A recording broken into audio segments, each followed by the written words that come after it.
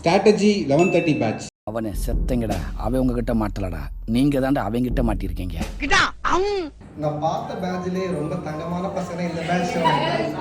எள்ளுனா வந்து என்னையே அனுப்பாங்க. ஒரு வேலை கொடுத்தோம்னா இவங்க பண்ற டென்ஷன்ல நம்ம தலைக்கு எண்ணெய் தேய்ச்சி சுத்த வேண்டியது இருக்கு. அவ்வளவு மண்டை சூடாக கொஞ்சம் லேட்டா வரலாம், ஆனா அவங்க ஆன் டைமுக்கு வந்துருவாங்க. அவனுக்காக ஸ்டூடெண்ட்ஸ் எல்லாம் காத்துட்டு இருக்க வேண்டிய சூழ்நிலையே வராது. கிளாஸுக்கு நடுவில் பிரேக் கேட்கலாம், பிரேக் நடுவில் கிளாஸ் கேட்கலாம்.